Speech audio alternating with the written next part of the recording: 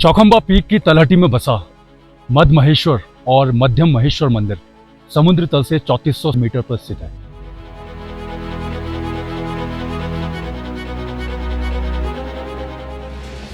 मध्य हिमालय में स्थित होने के कारण ये मध्य महेश्वर है। जो आप ये मेरे पीछे देख रहे हैं ये है चौखंबा पीक। इसके 4 खंभे हैं इसलिए इसे चौखंबा कहा जाता है।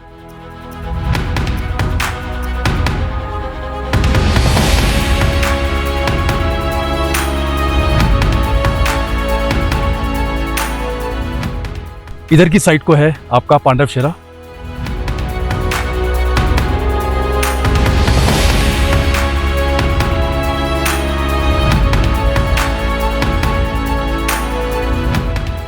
मधमेश्वर के बारे में आपको एक कहानी बताता हूं। तो ये कहानी स्टार्ट हुई तब जब पांडवों ने महाभारत का युद्ध जीता था।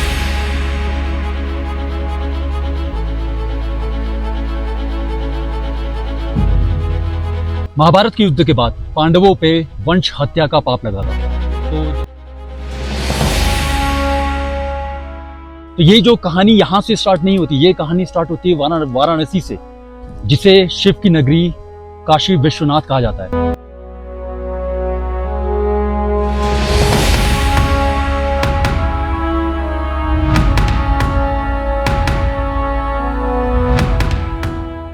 तो भगवान शिव वहां से भी अदृश्य हो गए और उन्होंने अपने शरीर के 5 भाग किए।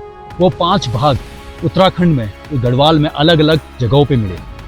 पहला भाग पीठ केदारनाथ, इसे मध्य कहते हैं, नाभि मध्य महेश्वर में यहाँ पर, मुख रुद्रनाथ, हाथ भुजंग तुंगनाथ में, कल्प केश कल्पेश्वर में। तो इस तरीके से ये बनाते हैं 5 केदार। हिंदू धर्म में इन 5 केदार का बहुत महत्व है, इसलिए इतनी श्रद्धा से इन 5 जगहों को पूजा जाता है।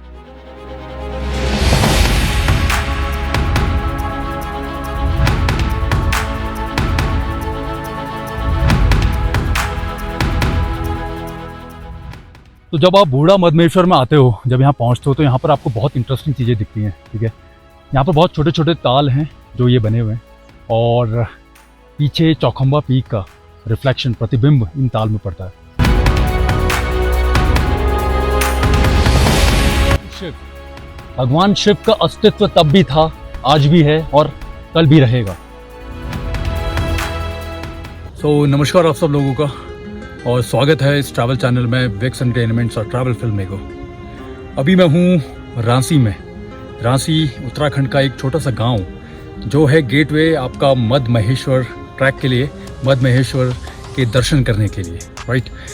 कल शाम को मैं रांसी पहुँचा 9 बजे और कल मैंने हल्द्वानी से अपना सोलो ट्रिप, अपनी सोलो राइड अपनी बाइक हिमालयन में स्टार्ट की। और वैसे वो वाला वीडियो मैंने अपलोड कर चुका है, इसका लिंक नीचे डिस्क्रिप्शन है, ऊपर आई बटन में भी आ रहा होगा, राइट। अभी बात करते हैं रांसी और मध्य महेश्वर के लिए। रांसी पहुंचने के लिए एक छोटा सा रिकैप देता हूं।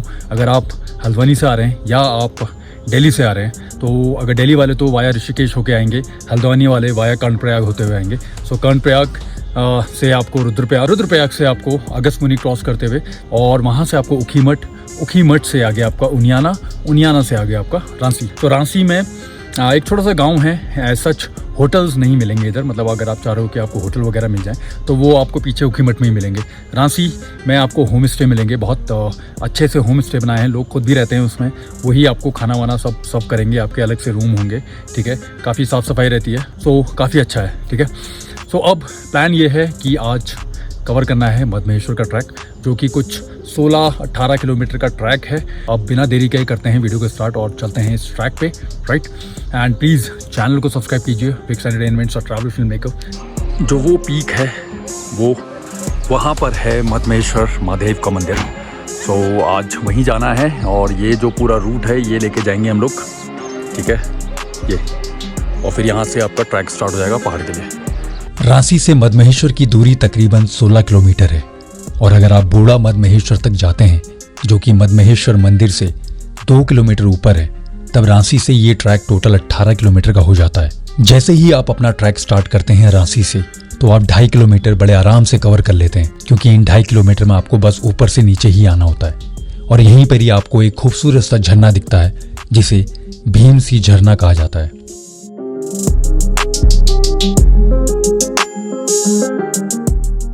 तो ये था मध्य महेश्वर ट्रैक रूट पे आपका भीमसी झरना। बहुत अच्छा झरना है, मतलब बहुत खूबसूरत सा झरना है, ठीक है।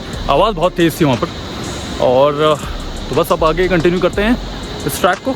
भीमसी झरने से लगभग 1.5 किलोमीटर आगे गोंडार गांव पड़ता है। यहाँ पर खाने पीने और रहने की सारी सुविधाएं उपलब्ध है। रहने के लिए यहाँ आपको होम स्टे ही मिलेंगे।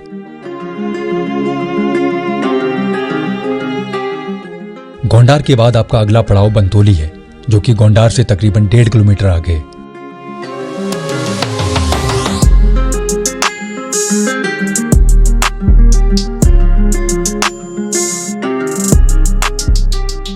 तो रांसी से बंतोली तक ये ट्रैक आसान है, लेकिन बंतोली के बाद मुश्किलें बढ़ने लग जाती हैं, क्योंकि इसके बाद अब सिर्फ चढ़ाई है।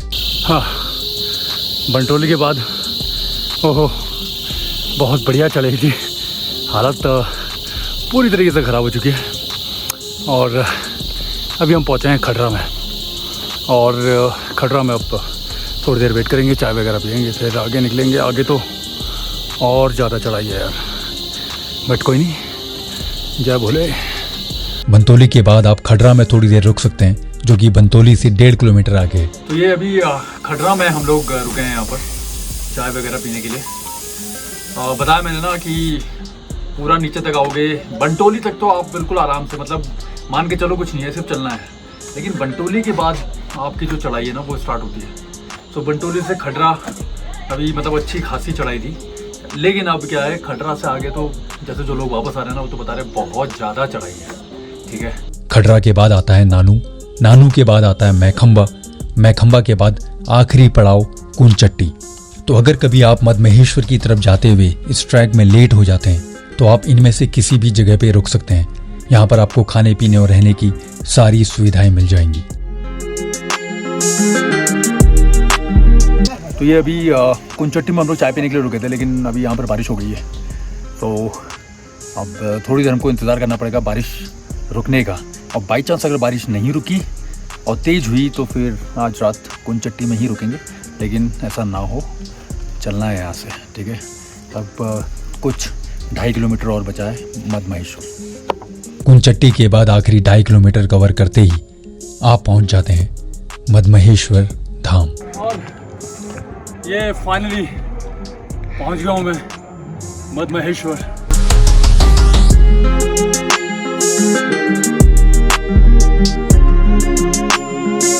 यहाँ विजिबिलिटी 0 हो गई है, बादल पूरे नीचे आ गए हैं, पूरी धुंध हो गई है, ठीक है। तो और दूसरा ये है कि लाइट का बड़ा प्रॉब्लम है, लाइट का चार्जिंग का कोई कुछ सोल्यूशन नहीं है। यहाँ पर इन्वर्टर जो सोलर यूज़ करते हैं ये लोग, उसी से होता है, वो भी ये शाम को जब अंधेरा होने जाएगा तब चलाएंगे। तो अभी मुझे बैटरी सेव करनी है, क्योंकि जो मेजर कवरेज होगी मध्य महेश्वर मंदिर की और इस पूरी जगह की, वो कल सुबह होगी, ठीक है। जब रात में यहाँ रुकूंगा तो बहुत सारी इन्फॉर्मेशन कलेक्ट होगी, ठीक है, और वो इन्फॉर्मेशन फिर मैं कल आपके साथ मॉर्निंग में शेयर करूँगा, राइट। सो कहीं जाइएगा नहीं, सिर्फ और सिर्फ 1 सेकंड लगेगा और ये रात निकल जाएगी, ठीक है। मिलते हैं सुबह।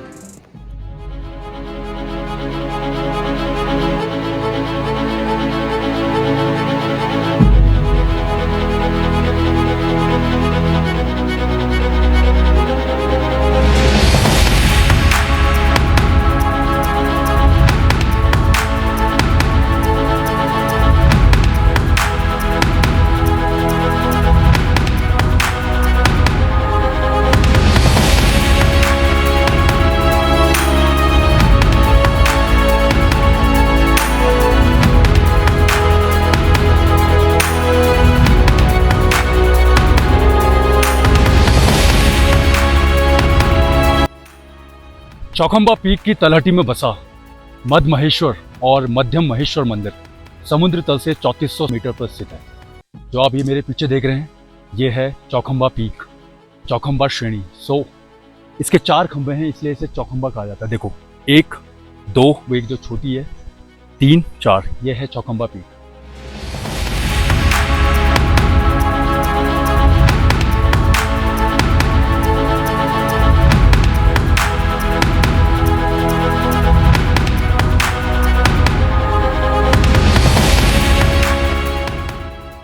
इधर की साइड को है आपका पांडव शेरा, लेकिन अभी वहाँ पर धूप आई हुई है, सूरज आए हुए हैं, तो इसलिए वहाँ पर इतना क्लियर नहीं है।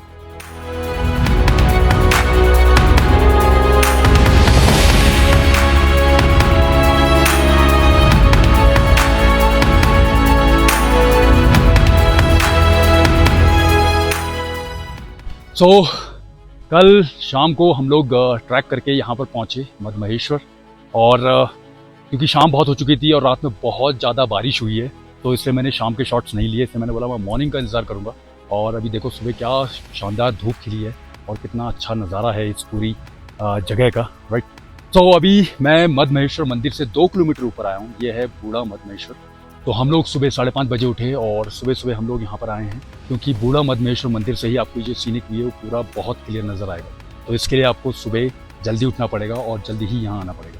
तो ये है बूढ़ा मद्महेश्वर मंदिर, और ये पूरा जो एरिया है ये इतना खूबसूरत है ना।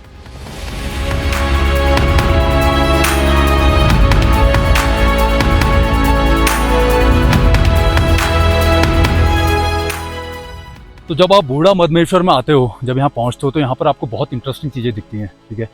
यहाँ पर बहुत छोटे छोटे ताल हैं जो ये बने हुए हैं, और पीछे चौखंबा पीक का रिफ्लेक्शन, प्रतिबिंब इन ताल में पड़ता है। तो आप देख सकते हो ना कितना खूबसूरत लगता है ये चीज़, राइट। बिल्कुल आपकी जो सारी पीक हैं जो मेरे पीछे दिख रही हैं आपको, ठीक है, उन सब का रिफ्लेक्शन इस ताल में। तो इसलिए मद्महेश्वर आएँ तो बूढ़ा मद्महेश्वर ज़रूर आएँ। मद्महेश्वर आप महादेव के दर्शन करेंगे, और बूढ़ा मद्महेश्वर में आपको ये जो व्यू है वो मिलेगा। ये सिर्फ और सिर्फ 2 किलोमीटर है नीचे से।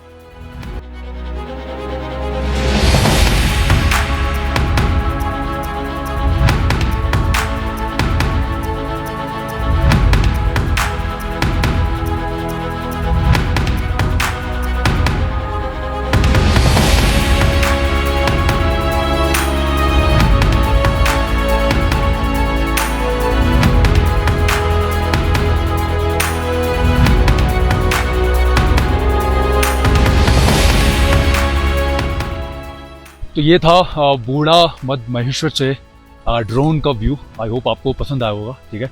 इस ड्रोन में मैंने सारे ही यहाँ के जो 360 डिग्री है वो कवर किया है, जिसमें आपका चौखंबा और पांडव शेरा, हालांकि वहाँ की तरफ से सूरज आ रहा तो इतना क्लियर नहीं होगा, ठीक है।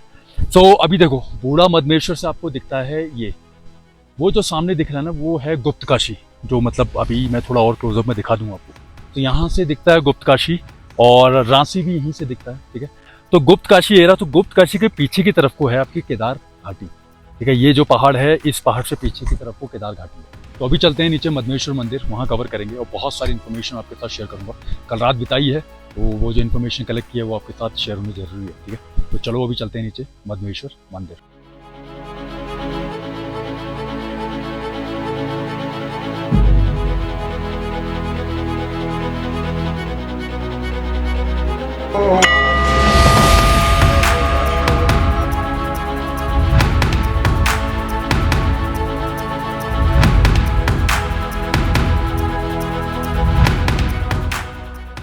तो ये मद्महेश्वर के बारे में आपको एक कहानी बताता हूँ। हालांकि ये कहानी बहुत लोगों को पता होगी, लेकिन बहुत लोगों को नहीं भी पता है। तो अगर जिनको पता है वो भी सुनिए, हो सके कुछ नए तरीके से बता रहा हूँ, और जिनको नहीं पता है उनके लिए तो नई कहानी है, ठीक है। तो ये कहानी स्टार्ट हुई तब जब पांडवों ने महाभारत का युद्ध जीता था। महाभारत के युद्ध के बाद पांडवों पे वंश हत्या का पाप लगा था। तो जब उन्होंने भगवान श्री कृष्ण से इस बारे में बात की, तो तब भगवान श्री कृष्ण ने पांडवों को सुझाव दिया कि आप जाके भगवान शिव की शरण में जाएं और उनसे माफी मांगे। तो ये जो कहानी यहाँ से स्टार्ट नहीं होती, ये कहानी स्टार्ट होती है वाराणसी से, जिसे शिव की नगरी काशी विश्वनाथ कहा जाता है। तो जब भगवान शिव को पता चला पांडव उनसे मिलने आ रहे हैं, तो वो वहाँ से गायब हो गए। वो वहाँ से गायब हुए और उन्होंने बैल का रूप धारण किया, जिसे नंदी कहा जाता है, और यहाँ गढ़वाल की इन घाटियों में वो कहीं छुप गए। तो अगर आपको याद हो, मैंने पिछले साल जब मैं केदारकंठा गया था तो मैंने एक ऐसी कुछ कहानी बताई थी। तो जब पांडवों को पता चला कि भगवान शिव केदारकंठा में है, तो पांडव ढूंढते हुए उन्हें आए, और पांडवों ने बैल रूपी भगवान शिव को पहचान लिया। तो भगवान शिव वहाँ से भी अदृश्य हो गए और उन्होंने अपने शरीर के 5 भाग किए। वो 5 भाग उत्तराखंड में, गढ़वाल में अलग अलग जगहों पे मिले। पहला भाग पीठ केदारनाथ, जिसे मध्य कहते हैं, नाभि मद्महेश्वर में यहाँ पर, मुख रुद्रनाथ, हाथ भुजंग तुंगनाथ में, कल्प केश कल्पेश्वर में, तो इस तरीके से ये बनाते हैं 5 केदार। और इन्हीं मान्यताओं के कारण हिंदू धर्म में इन 5 केदार का बहुत महत्व है, इसलिए इतनी श्रद्धा से इन 5 जगहों को पूजा जाता है। ये हैं 5 शिव के मंदिर जिनका निर्माण उस समय पांडवों ने किया, लेकिन आदिकाल में इन सभी मंदिरों का निर्माण श्री शंकराचार्य ने किया। तो अगर आप इन सभी मंदिरों की बनावट देखेंगे, चाहे वो तुंगनाथ हो, केदारनाथ हो, मद महेश्वर हो, रुद्रनाथ हो, कल्पेश्वर हो, सबकी बनावट आपको एक जैसी ही नजर आएगी। तो ये थी कहानी 5 केदार के बारे में, मद महेश्वर के बारे में। तो अब मैं आ गया हूँ बिल्कुल नीचे मंदिर के पास, राइट। और अब यहाँ के पंडित जी, मद महेश्वर धाम के पंडित जी से थोड़ा बातचीत करेंगे, ठीक है। और इस मंदिर के बारे में और ज़्यादा जो बताएंगे वो पंडित जी बताएंगे। तो अब अगला फुटेज पंडित जी की ज़बानी। हिमालय की उत्तुंग शिखरों पर यह दिव्य मंदिर जो हिमालय के मध्य भाग में स्थित है, जो मद महेश्वर के नाम से प्रसिद्ध है। मध्य हिमालय में स्थित होने के कारण यह मद महेश्वर है।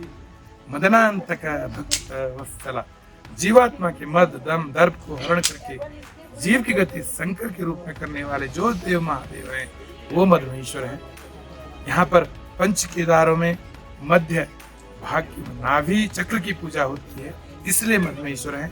मधु का अर्थ होता है मीठा, जो जीवात्मा की कामनाओं को, मनोकामनाओं को, सिद्धियों को प्रदान करने वाले जो देव हैं वो मद महेश्वर है।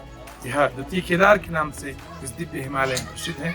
और जीवात्मा जो अपनी कामनाओं को, मनोकामनाओं को लेकर इस दिव्य दरबार में आता है, महादेव उसके सारे मनोरथ को सिद्ध करते हैं। यम यम चिंतयेति कामम तम तम प्राप्नोति निश्चितम। जो जिस कामना से महादेव के इस दर पे आता है, महादेव सारी कामनाओं को, मनोकामनाओं को, हर ऐश्वर्य को प्रदान करके उस जीव की गति शंकर के रूप में करके, शिव सायुज्य देकर, शिवलोक देकर, शिवगढ़ बना करके अपने पार्षद के रूप में शिवलोक में वासित करते हैं। जय श्री मद महेश्वर, जय महादेव, जय महाकाल। तो ये था मद महेश्वर धाम, मद महेश्वर मंदिर के बारे में एक कहानी मैंने बताई और कुछ ज्ञान पंडित जी ने दिया यहाँ का। कुछ और इम्पोर्टेंट बात आपसे मैं शेयर करना चाहता हूँ, ठीक है। कल शाम को हम लोग यहाँ 5:30 बजे पहुँचे थे और काफ़ी अंधेरा हो गया था उस टाइम पे। रात में तो बहुत बारिश हुई थी। तो कुछ चीज़ें जो इम्पोर्टेंट हैं वो ये हैं। सबसे पहली बात, ट्रैक मुश्किल है, हालांकि ये है 16 किलोमीटर तक, मतलब यहाँ तक आओगे तो 16 किलोमीटर, इसके ऊपर अगर आप बूढ़ा मद महेश्वर जाते हो 2 किलोमीटर और टोटल 18 किलोमीटर, ठीक है। अगर इसे केदारनाथ से आप कंपेयर करते हो तो केदारनाथ में क्या है, ऊंचाई नीचाई रहती है, ठीक है। कभी फ्लैट आता है, कभी फिर नीचे जाते हो, फिर ऊपर जाते हो। आखिरी के जो 4 किलोमीटर है केदारनाथ में वो टफ रहते हैं, लेकिन केदारनाथ हो जाता है। लेकिन ये मुझे ज़्यादा टफ लगा। दूसरा ये है कि जैसे केदारनाथ में क्या है ना, फैसिलिटीज़ बहुत ज़्यादा हैं, बहुत ज़्यादा लोग जाते हैं उधर। तो वहाँ पर घोड़े, हेलीकॉप्टर और बहुत सारी चीज़ें हैं जो रहती हैं, पोर्टर वोटर, ठीक है। और वहाँ पर जैसे घोड़ों के अगर मैं चार्जेस बताऊँ वहाँ पर, तो वहाँ पर वो 2500 रुपये लेते हैं, जो कि उनका यूनियन चलता है। लेकिन यहाँ पर क्या है, लोग कम आते हैं और उस वजह से यहाँ पर इतना ज़्यादा रश नहीं है। और उसी वजह से जो यहाँ पर घोड़े हैं ना, वो भी जो घोड़े वाले हैं वो भी बहुत ज़्यादा चार्ज करते हैं। मतलब ज़्यादा चार्ज का मतलब जो उनका होगा वो ही है। तो जैसे मैंने कल पूछा था, अप एंड डाउन, अगर अप एंड डाउन कर रहे हो तो आपको 10,000 रुपये देने पड़ेंगे। अगर एक ही साइड का जा रहे हो, ऊपर आ रहे हो, तो आपको 6,000 रुपये देने पड़ेंगे। तो ये थोड़ा कॉस्टली है। दूसरा ये है कि हम शाम को यहाँ पहुँचे, बहुत ज़्यादा वो नहीं है यहाँ पर होम स्टे या होटल्स हैं। तो अगर बहुत ज़्यादा कभी भीड़ आ जाती है तो मुश्किल हो जाएगी यहाँ पर। लेकिन यह है कि आपको मिल जाएगा, क्योंकि इतनी भीड़ यहाँ आती नहीं है। तो जिस स्टे में हम लोग रुके वो काफ़ी अच्छा था। वही प्राइस जो मैंने आपको बताया, 250 रुपये पर हेड आपको बैठेगा, ठीक है। खाना काफ़ी अच्छा है, आपको बिल्कुल घर की तरह लगेगा। आपको किचन में नीचे बैठा के चूल्हे का बिल्कुल गर्मा गर्म खाना मिलेगा, तो वो बहुत अच्छा है। और लास्ट थिंग ये है कि सिग्नल्स बिल्कुल नहीं है, ना जियो के ना एयरटेल के, ठीक है। और इलेक्ट्रिसिटी यहाँ नहीं है। तो ये जो यहाँ जितना भी लाइट वाइट का जो सिस्टम है वो सिर्फ सोलर से है।